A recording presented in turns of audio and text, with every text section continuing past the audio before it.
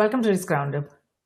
The rise of intelligent machines is upon us. As we see around us, smart technology is already on its way challenging and changing not only the way we live, learn, and work, but also how our entities across nations, its government, industries, organizations, and academia construct their concept to commercialization. Irrespective of cyberspace, geospace, or space, the smart future, the autonomous future, is not preordained by intelligent machines, as it is the human intelligence that is fundamentally creating the smart technologies, at least for now. Since the smart technology that we are creating today is simply an enabling tool that is being used in many ways to define and determine our ideas and initiatives, it is important to understand that how are we using smart technology to help us create not just prosperity but shared prosperity. How are we using smart technology to help us define human destiny and not destroy humanity? The discussion today is not about the feasibility of smart technologies. It is rather about understanding its drivers, goals, impact on nations and all its components, and the evolving human ecosystem beyond cyberspace, geospace, and space. To discuss Smart Future further, I'm delighted to welcome Dr. James Canton to this roundup. Dr. Canton is a leading global futurist, advisor, keynote speaker, entrepreneur, author of Future Smart, The Extreme Future and TechnoFutures, and chairman and CEO of the Institute for Global Futures. He's based in the United States. Welcome, Dr. Canton. We are so honored to have you on this roundup. The honor is mine. Thank you for inviting me. Wonderful, Dr. Canton. So the concept of smart has so many different perspectives. The term smart has been used widely nowadays. For example, everyone would say we have smartphones, smart cars, smart homes, smart infrastructure, smart cities, smart nations, and so much more. So what exactly is smart future? How do you understand smart future? Well, I wrote a book called Future Smart, so I guess I have to explain all that. We need to apply, and my thesis is we're not being as smart as we could be about applying particularly innovations to deal with massive challenges that face nations, face the planet. We don't have a digital supply chain to even address hunger and food. We don't know where all the food is in the supply chain. Well, that's not really that complex. It takes a certain amount of smarts to do that. So the application of not just, this thing up here, the brain, but the ability to be able to use innovations, tools, strategies, whether you're a policymaker or entrepreneur, to solve some of the grand challenges that face our planet, as well as, yes, the next social media invention or the next smart machine. Now, when it comes to smart machines, though, I would forecast that we are going to need smart machines to help us figure out things that are smarter about how to manage our future. And they may be climate change, or they may be just creating the next business venture. But I think ultimately, we're not being as smart as we could be about our future. And again, we're the ones that are going to create that future for our kids and grandkids. Yes, absolutely. We are the ones who will be able to define and design that future that we are looking for. And you are absolutely right. It is not just the technology, but how we use the technology to create this whole new system around us, the whole new ecosystem for humans. That is what is very important. How we use the technology, what are the requirements for creating that environment that we are dreaming or trying to redefine and redesign, and how we will apply these science and technologies, the rapid developments in science and technology, and create these conversion strategies to support those innovation efforts and ideas that can disrupt these barriers that we are trying to visualize towards a smart future. So as technology will likely continue to blur the lines between cyberspace, geospace, and space in the coming years, where do you think is smart technology taking us? Well, first of all, we're not really doing our jobs very well. So policymakers and government, whether you're in a small town or you're managing at the federal level, or your business executives, or you're sitting on a board, or NGOs, we're not doing a good job, right? We're just not. So the problem is not technology. The problem is not innovation. It's not like, we're now, robots are going to take over, right? Or artificial intelligence is going to steal all of our jobs. It's not the point. If we as humans don't step it up and start making smarter solutions and strategies to create more, ecologically appropriate environments, to create more dignity at work, to create more opportunities for appropriate work, then folks are going to turn to machines that, the irony may be that smart machines they may have to remind us what it means to be more ethical. They may have to remind us what it is to be not racist. They may have to remind us how to create and solve problems, whether they're big social problems around poverty or big problems around, providing the internet. We have this kind of human-centric arrogance that we have all the answers, when many of the answers are in front of us, but we're not using our smarts, our intelligence, to be able to solve those problems. This is not a complex issue. This is actually a very simple one. So I'm not, one that believes that, technology is the answer to everything.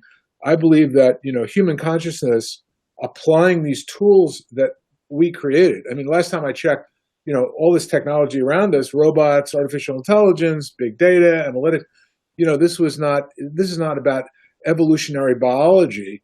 This is something that comes from humans. We made these tools, and they're just tools. We can turn them on, turn them off. But the idea is that they're going to help us create a better world. So you think about the world of today versus the world even 100 years ago, life extension, we're living much longer, we're healthier, there's more opportunity, there's mobility, there's more, freedom, there's more democracy. We're living longer than we ever did before, and we're more prosperous. So we know we're kind of getting things right. It's just going to take a lot longer, and we could collapse time as a futurist. That's really my job. We could collapse time and solve some of these bigger issues that are facing us if we use our intelligence and then build machines that will augment this intelligence, because we're not moving as fast as we could be.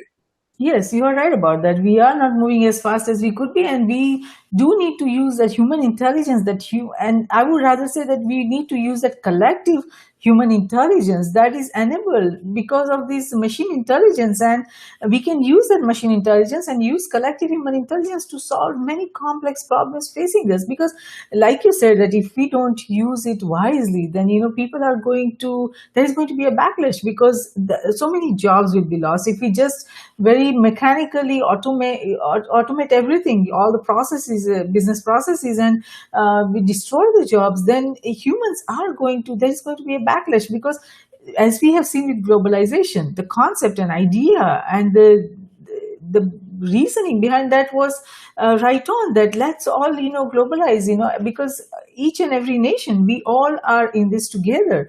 But because each and every nation's decision makers, they did not think of the impact that it would have on their jobs, their nation's jobs, their people, there is a lot of backlash against globalization right now. So it's the same thing with automation. If AI-driven automation is not planned wisely, it is not defined and designed wisely, and the impact is not understood, and the proper change management procedures are not implemented, then we are going to see a similar backlash.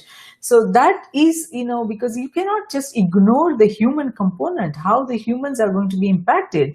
Now, while a smart future is the objective that drives us as individuals or entities across nations, its government, industries, organizations, and academia, there are so many requirements that needs to be followed and realized first. Well, not really. So let me disagree with you. Okay. This notion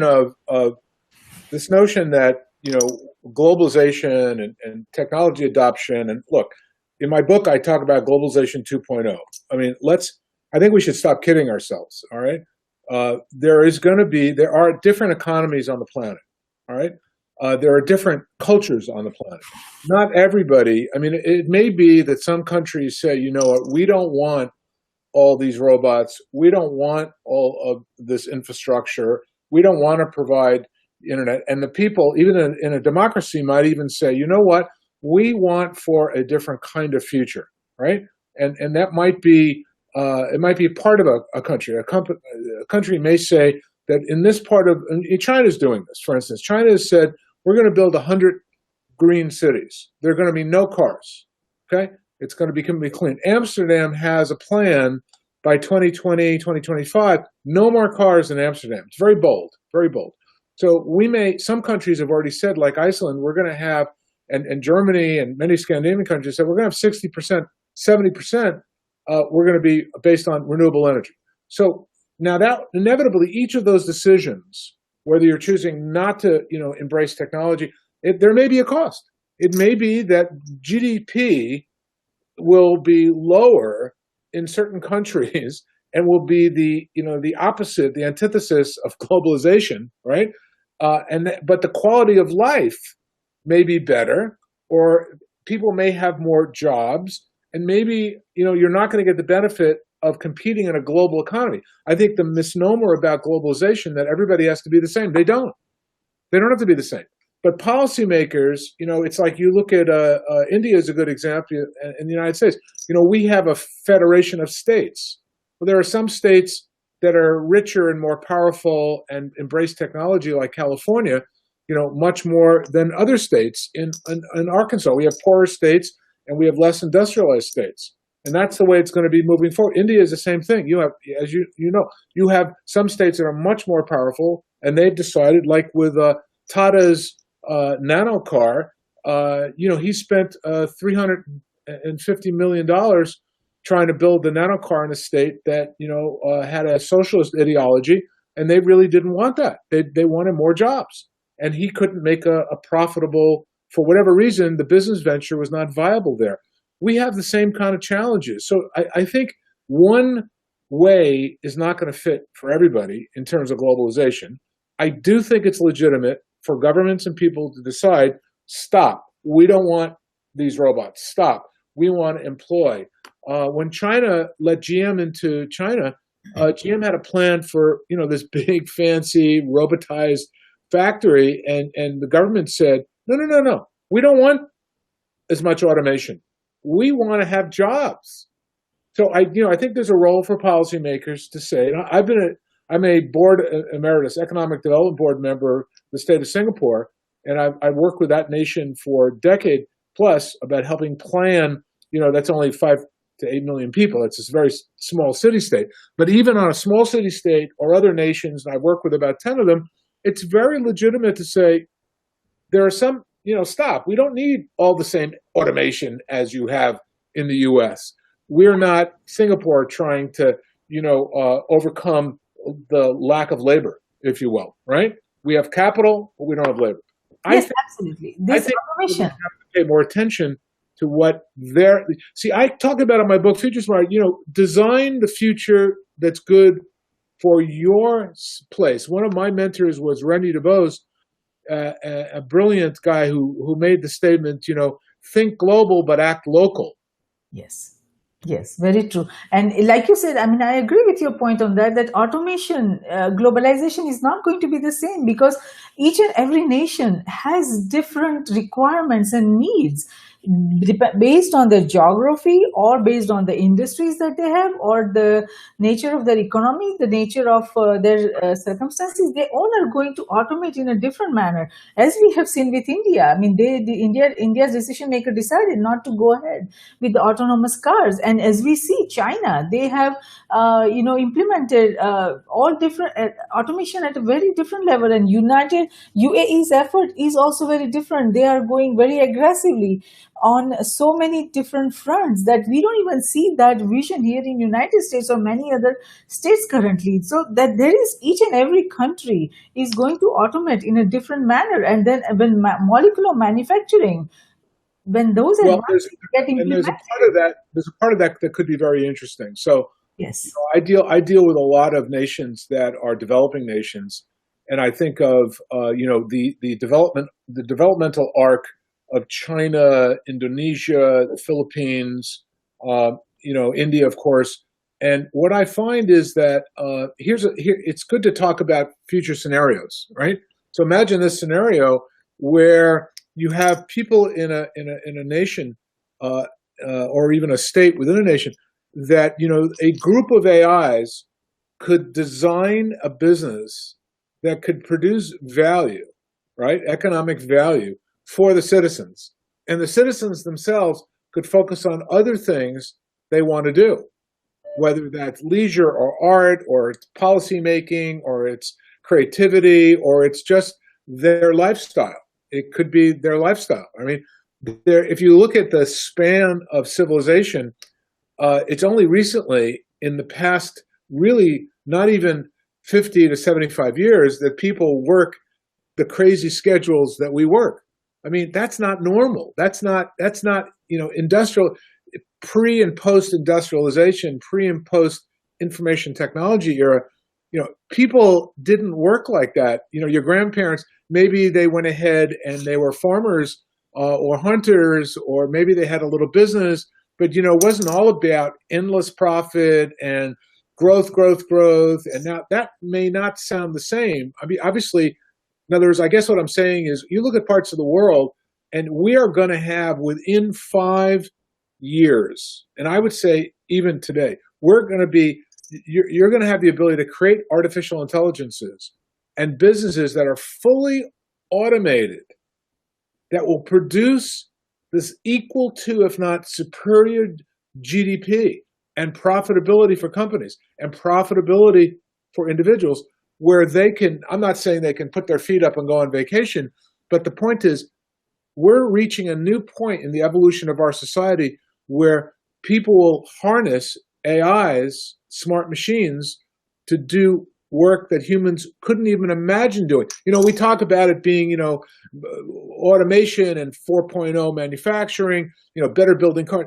No. How about creating new pharmaceuticals, creating advanced knowledge products that we couldn't do, that you could take a kid in Mumbai and a kid in Somalia and a kid that they may be able to, just on the same par as a company in the US or a company in Europe, in the developed world, they may be able to compete because of Internet 4.0, because of the blockchain, because of advanced technologies. So people, let's not just get stuck in arguing over, globalization versus technology versus automation.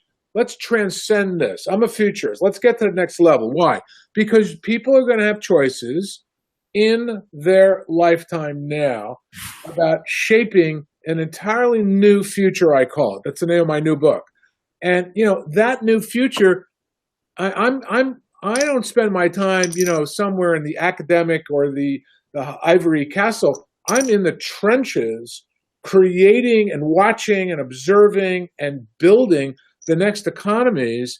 And I have business partners one of them is a ex-boat person. He came over as a child, as a boat person, with nothing in his pocket, right? And now he's a very successful entrepreneur because of advanced technologies and innovations that are upending and transforming industries and creating new ones. So my forecast is within 5 years, certainly 10, you will have around the world, we'll have a new kind of globalization, innovation globalization, innovation-driven globalization. At the core of it is going to be these smart technologies, smart infrastructure, smart machines that will be enabling humans to have more value, to build more, to be more creative, to be more entrepreneurs. I believe entrepreneurs are the future.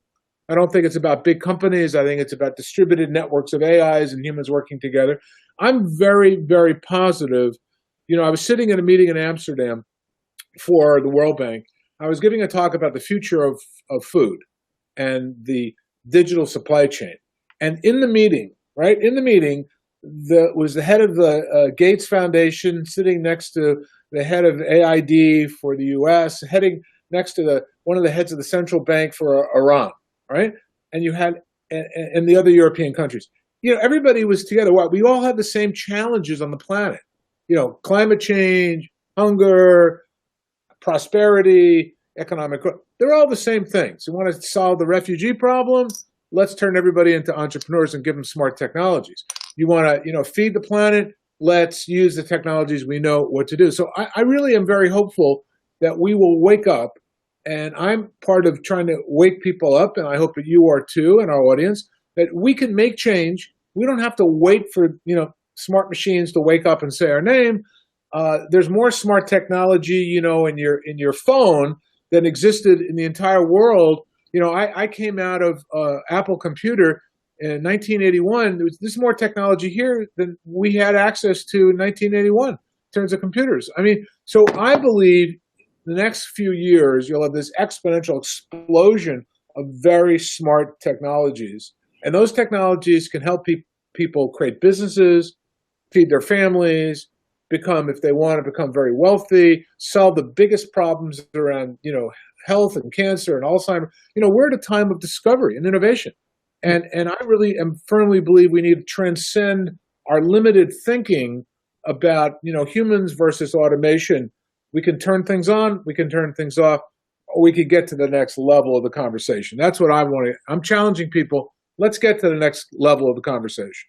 Yes, absolutely. We do need to go to the next level of conversation, and we do need to address all those different variables that would prevent us from reaching there. And the geopolitics of technology is especially, the biggest challenge that we are facing, how the technology will be implemented, what is the political, how it is going to impact the geopolitics, and how this smart future that visionaries like you and I and others are, trying to visualize for the benefit of the humanity, to take our conversation and to take our ideas and innovation beyond cyberspace, geospace, and space, that how will we be able to collectively work together to create that smart future to benefit everyone across nations, because that's where I see a lot of challenge. I mean, their technology is giving us the great power and great potential and great promise, but to be able to create that environment, that future, the smart future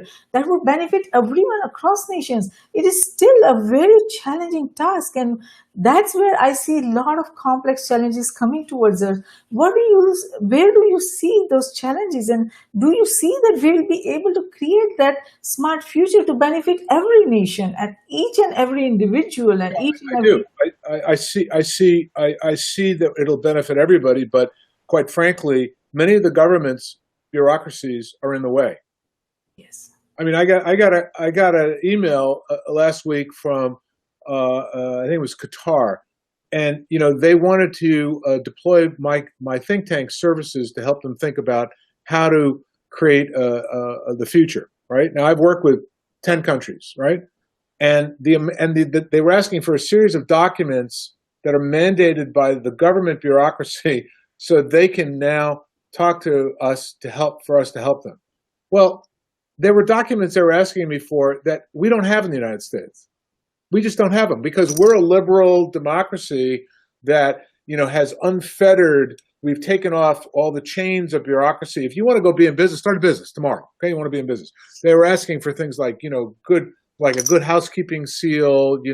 Are you in good standing? They want to know the owners of my institute. They had this whole list of things they wanted to do. And I said, well, how is it possible you need to have? This is a whole list. I mean, this kind of level of bureaucracy. So you want to know part of the problem? Part of the problem is governments. These bureaucracies. We're not going to get anything done. And I say that I work with the largest bureaucracies in the world. Where are they? In the United States. I work with the Defense Department. I work with the National Science Foundation. I work with the biggest governments in the world. I've advised, governments in India and China and Malaysia. I tell them all the time, you've got to transcend. You're going to change your bureaucratic restrictions. It's not just Qatar. It's many nations. Stop. Their policymakers have to get rid of the controls and bureaucracies that push innovators away. It's like Singapore is the opposite metric. Singapore looked at the U.S. model and said, "Wow, how do we make any entrepreneurs be able to create value here? Let's create spaces and openness, get rid of the bureaucracies." By the way, we struggle in the US about that too. There's some sectors I don't even advise in my think tank because they've got too much bureaucracy, particularly dealing with the government. I try to stay away from dealing with the government. So my call out for all the government officials and policymakers that are listening, if you want to encourage entrepreneurs, turn your bureaucratic steps that are many, 10, 20, turn them into 1 or 2 steps. We've seen this in Europe. You want to start a business in Europe, you're in France, you need a business license. You have to wait for that license. You have to get certain requirements. I mean, what happened is all the entrepreneurs in Paris, they ran over to England, all right? And they started businesses there, or they came to the United States.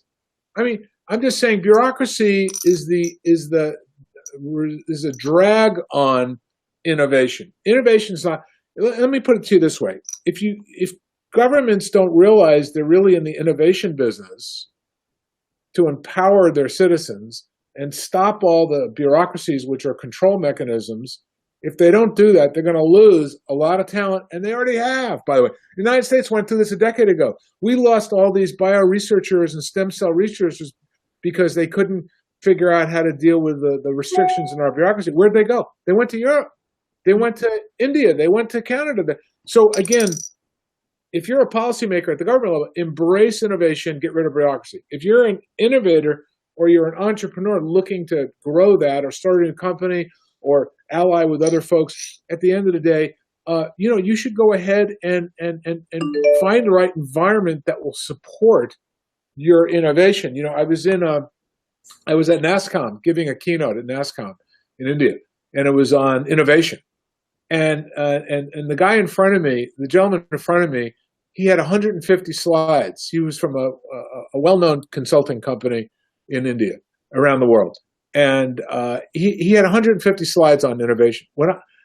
After he reached the 80th slide, right, he was advising governments, I was exhausted. I needed a cup of coffee. I had 5 slides.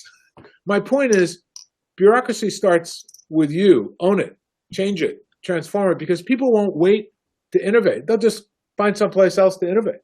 Yes, that is very true. And creating a smart future that benefits everyone is not an easy task, because, as you said, we have to create that whole ecosystem around it, because it's much more than the smart technologies or the conversion strategies or the government bureaucracy, or we need the support of each and every institution that is a part of that ecosystem, because the social justice, rule of law, transparency, accountability, and the collective wisdom of individuals and entities across NGIO and our shared goals and visions, they all are going to play a role if we want to create that smart future that benefits everyone across nation. But there are also other challenges that we are facing, Dr. Canton, in terms of harmony, the lack of harmony that we see. I mean, the religion divides us, and then color of skin divides us, nationality and culture, and so many different variables that divides the humans right now. So how can we use this smart technology to bring harmony and to bridge those divides and segregation that we still see based on so many different variables? Well, let me be really clear. Technology is not the universal panacea. It's not the silver bullet that's going to solve every problem. All right, so it's just not. I mean, and if people think it is, then I think that they're wrong, and that's one myth that I think we should get over. Okay, technology is not it's not everything. It's not going to solve every problem. Number one. Number two, it's not everybody's going to be on the same level. Okay, some people drive motorcycles, some people drive bicycles, some people drive Mercedes, some people drive Teslas, some people don't drive at all. It's not an even future. It's just not. I mean, you're going to have investments and innovations. You think about what it takes. I came out of Apple Computer, right? We recognized that not everybody could afford. Think about it, our first Macintosh we brought out. It was $2,200 for a 30 megahertz computer. Think about it, 30 megahertz. What you get for $2,200? What does $2,200 get you today? It's a supercomputer that was outlawed to leave the United States or Europe. You couldn't even sell it around the world. Now, supercomputer, $2,000 get you a server. You can light up a whole city with Wi-Fi.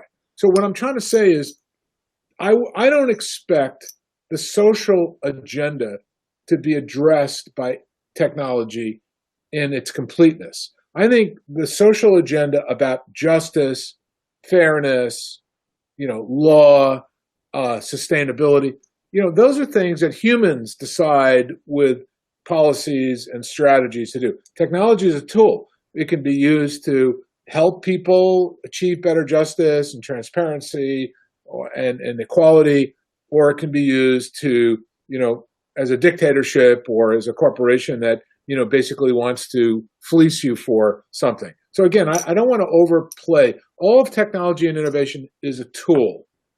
How Yes. you use it is up to you. The smart future is about a much larger issue, which is, and I think we're getting there. I think, look at the world today and then look at the world. I mean, Steven Pinker, you've got a number of people written books about trying to get us to wake up that we're doing better today as a planet than we have ever before.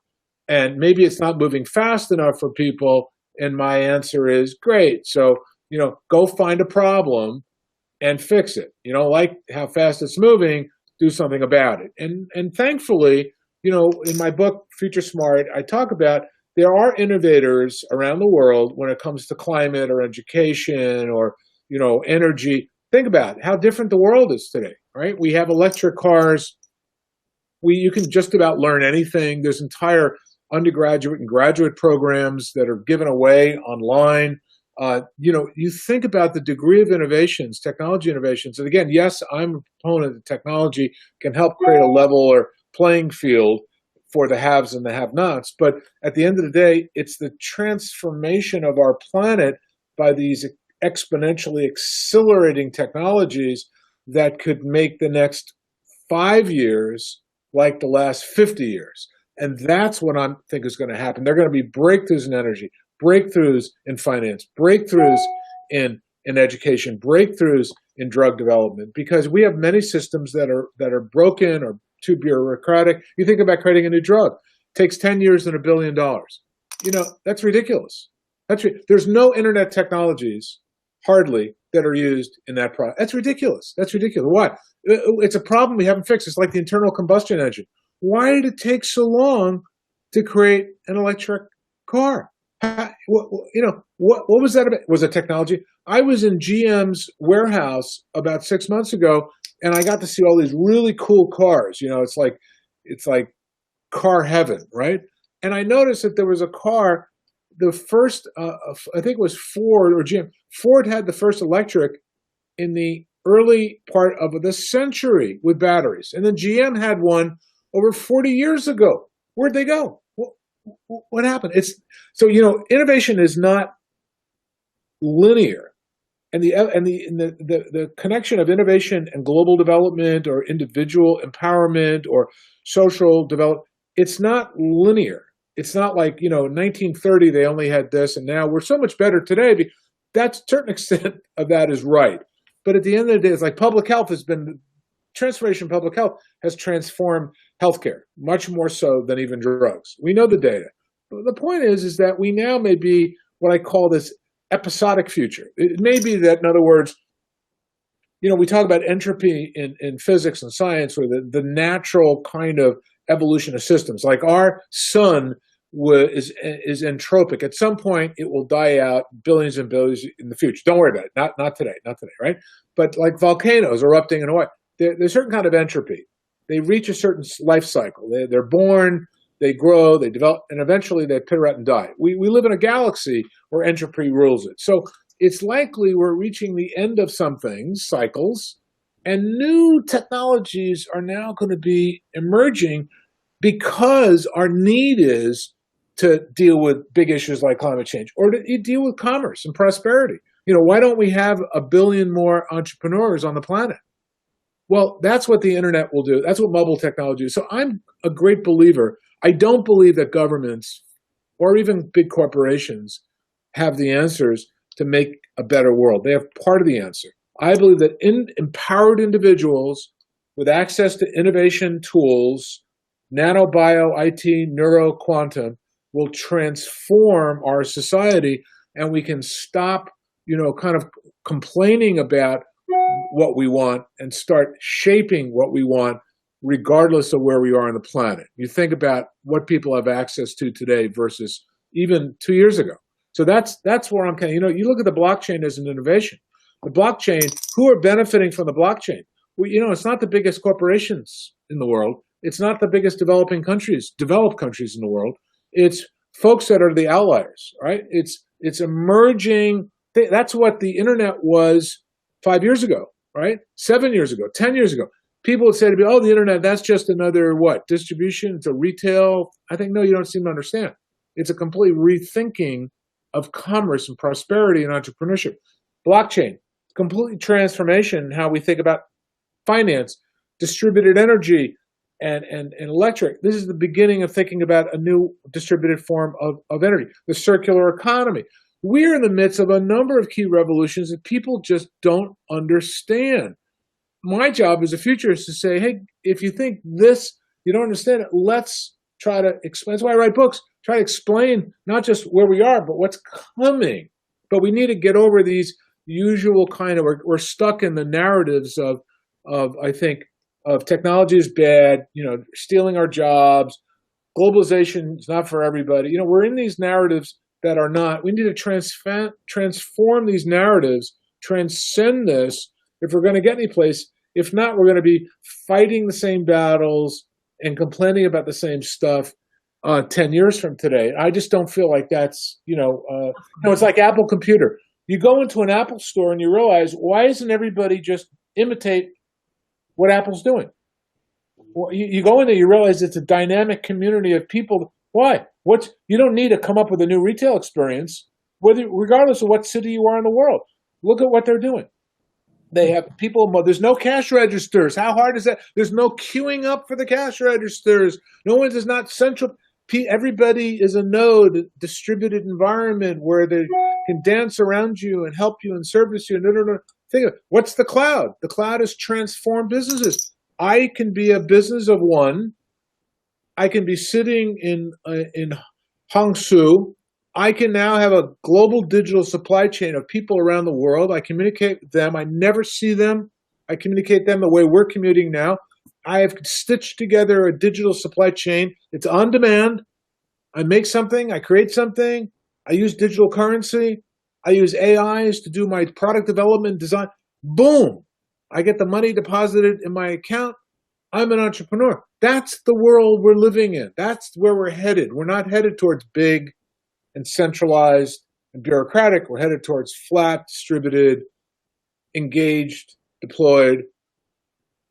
Yes. And that's the future economy. The future economy is going to be based on that. I talk about it in my book. So that's my idea of the future, not kind of getting mired down by these other conversations that a lot of people do care about, and I think they're important. But technology is not going to solve every problem.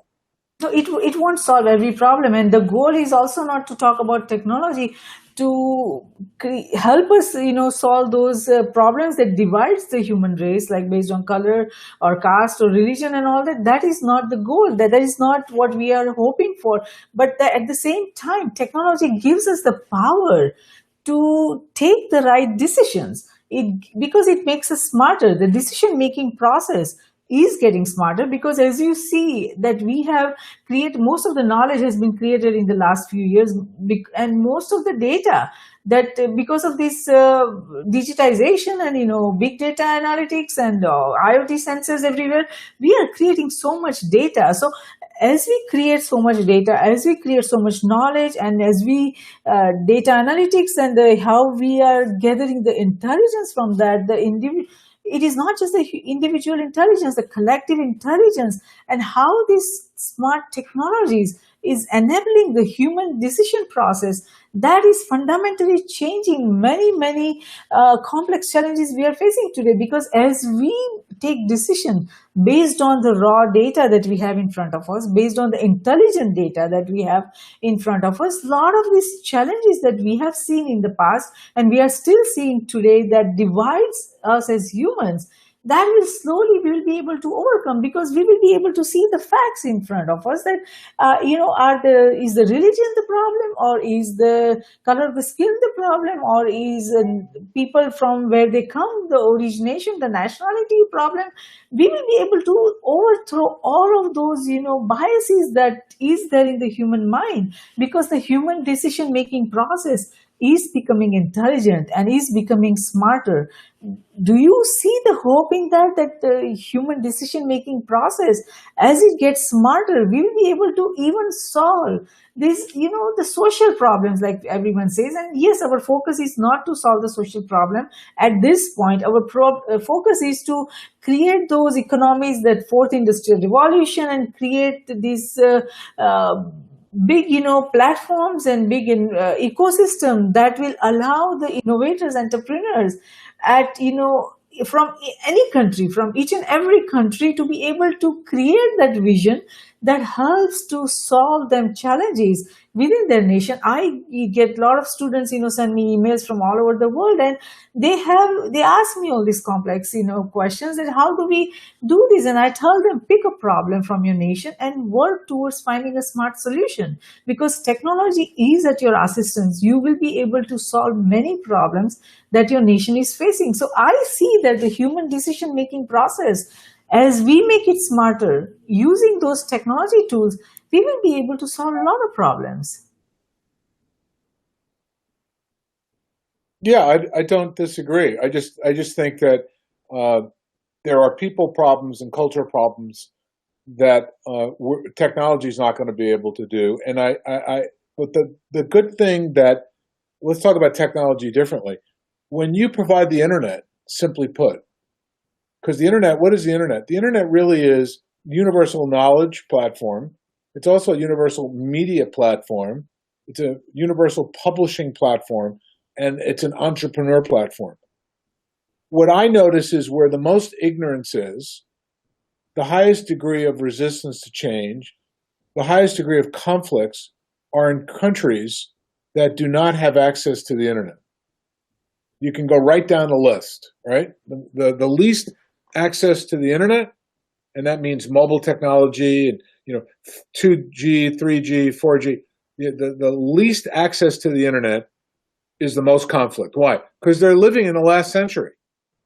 And they're divided by religion, they're divided by old blood feuds, they're divided by propaganda, because they don't see truth. So number one, internet, if you want to transform a culture, make the internet available to everybody. Again, I have to come back to Singapore, because what Singapore did, for all intents and purposes, is they provided the internet every place. It was the first country to put optical fiber every place. It's just a small island off of Malaysia, right?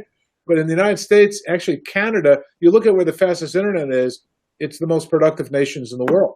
It's not the United States, by the way. It's South Korea has the fastest. It's Scandinavian countries have the fastest. Singapore has the fastest. It's not the United States.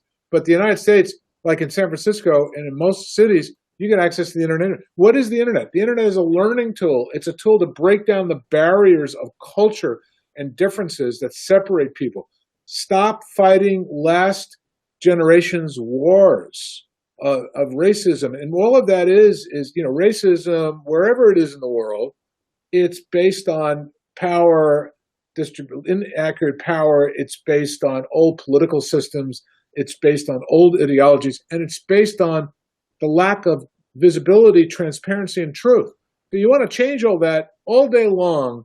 There are ministers in nations today that are developing nations that are fast moving, meaning the economies are some of the fastest moving economies in the world, right? You think about the fastest economies in the world, some of them are in Asia, certainly. Some of them are like Turkey. It's a very fast moving economy. So I am a firm believer that the more transparency, the more the internet access provides the ability to be able to see people's differences, that's going to do more to break down and get us as a planet to work together, to think together, to like each other better and understand each other than anything a government can do. Corporations like Facebook or Google or Baidu, or many other companies around the world, we're going to do more with apps and platforms, social media platforms. I have 150,000 people following me. I would say over half of them, or maybe three-quarters, are from, countries outside the United States, which I'm delighted to.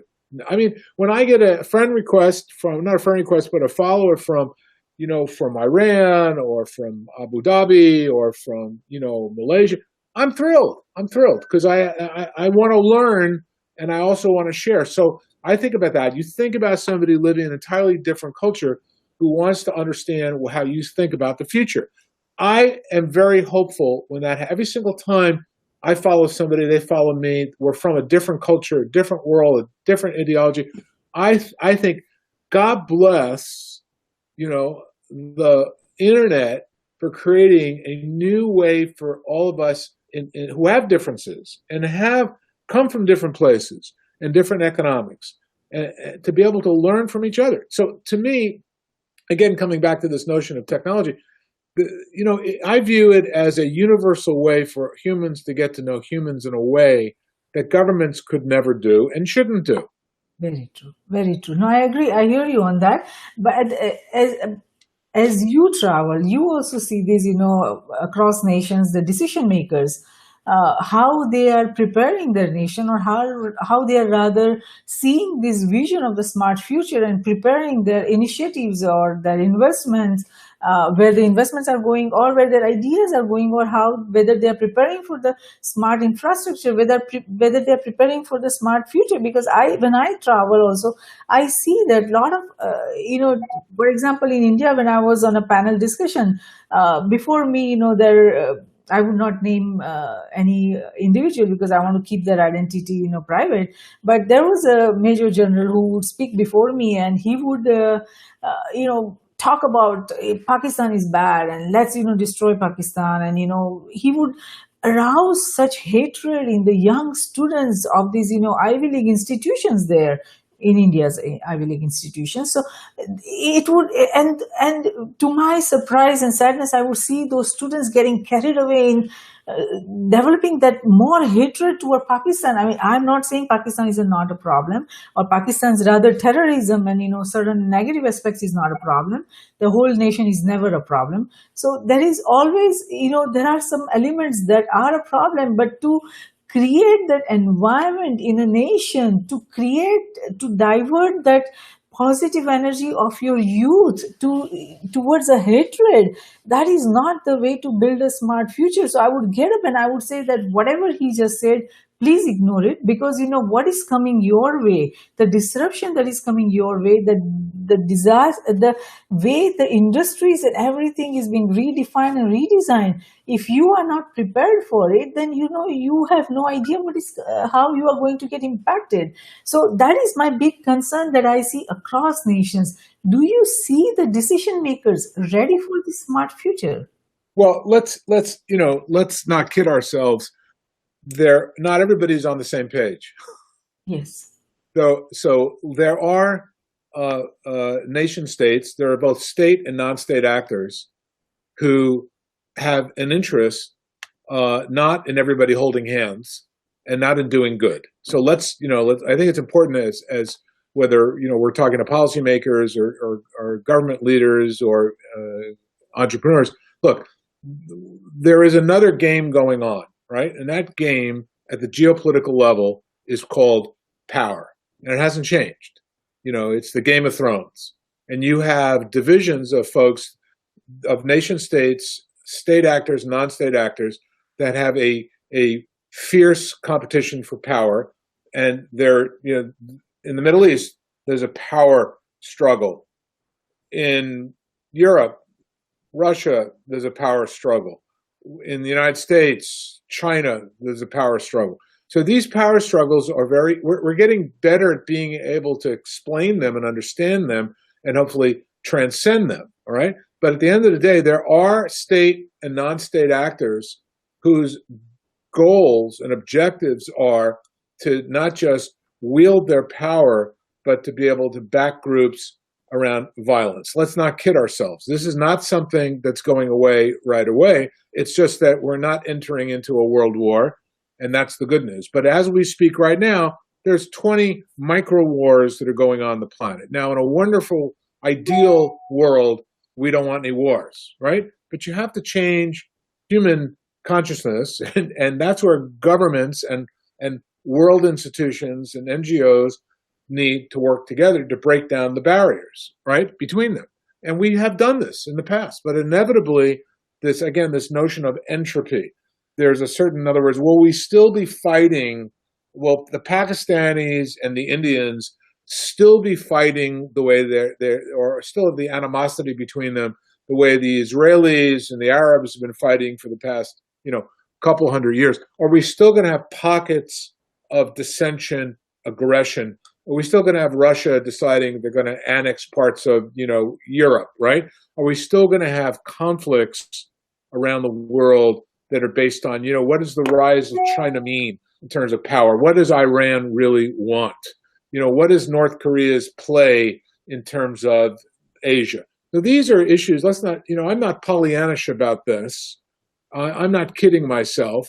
I do believe that there are real issues that need to be resolved, that everybody needs to be at the table. We have organizations like the UN, World Bank. We have organizations that are attempting to do that. These are big, vexing problems. But again, I'm a great believer that, the people of the Arab states, the people of Israel, the people throughout the Middle East, whether you're Syrian or Lebanese, we have to eventually we will get to a point where we transcend violence and we look at prosperity. You think about the conflict between, the Irish and the British, which is a 300-year-old conflict. Why did that change? Because of economics and because of communications and because they wanted better prosperity, and they got it. And it was finally a breakdown in a 300-year-old conflict. I believe we are headed more in that direction, more of liberal societies, more understanding. And I think technology can help, but I think you need enlightened leadership that can move us in that direction. And also, by the way, there's a certain amount of time. What's happening in the Middle East is not serving any families. There are people on both sides of conflicts. They each have parents, children. They each want to have one thing, a better future, right? So that's what everybody on the planet wants. I don't care if you're Iran or Syria or China, or you're living in poverty, or you're living on top of, the heap. We all want to have a better future for our kids, for ourselves, for our life. Let's help people get that. And then you're going to find something different. Then you're going to find that autocracy without an enlightened autocracy, you can't have violence where you have non-participation.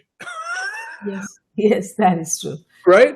So this whole things of traditional hatreds between parties, we're going to have to out those parties and still deal with peacemaking and still deal with conflicts.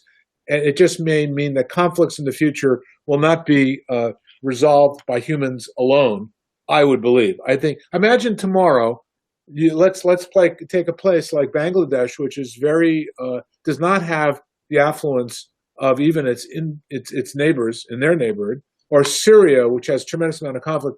Let's take Syria. It's on everybody's. Imagine a group of smart machines and robots were sent in to secure Syria. No more violence.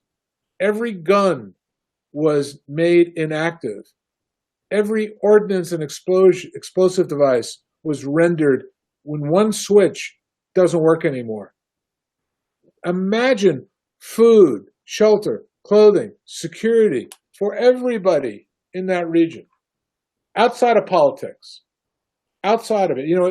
I helped create the first internet in Somalia, northern Somalia, in Puntland, right? And what we did was we found some technology was available. We wrote a standard. We put it together, and it created harmony where there had been conflict. You put one cell phone in one village. You put another cell phone in another village 20 miles. What do you have? You have a marketplace. I am a great believer that we can use technologies to help us, but we as humans have to decide we want to turn things on or turn things off. And I'm a great believer somebody is going to finally say, enough is enough. We deserve a better future, and I want to be there to help them build it. Let's hope so. That is what we all are hoping for. So what would you like to tell our global viewers and listeners, especially about your books and initiatives, and the young students who are watching this and the youth across nations, what would you like to tell them about the smart future and the role they would play in the coming building the smart future of the coming tomorrow? Well, the first thing I'd like to say is to remind everybody that they are the future they want to make. So stop looking to somebody else. If you don't know how to program a computer, you don't understand about, Java, or you wanted to learn about Slack or technology, guess what? There's this thing called the internet, all right? It is your school. It is more advanced than anything you're going to learn in the classroom, okay? So take advantage of it, number one. Two, be the change agent you want. Don't look to, just because you may be young and inexperienced and you don't have a degree from the right institution, who cares? Steve Jobs never graduated college, okay? You got Bill Gates never finished graduate school, okay? You got a lot of people who didn't got most of your learning is going to be on the street, okay? If you're in Hyderabad, you're in Santiago, you're in Paris, you're in the deepest, darkest place in Africa that has no internet, go move to a place where the internet is, okay? Find out what it takes to be an entrepreneur. This next thing is have a plan for the future.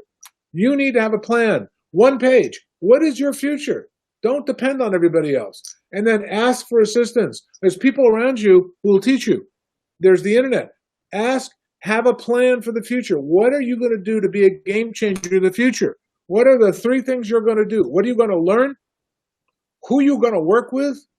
And what are you going to do to make a commitment? You want to change part of the world. What are you going to do to make the world a better world? That's on you, not on your teachers, not on your parents, not on me, not on you. I wrote books about it. You can read them or not. I don't care. The point is, you are the future. Go create that future.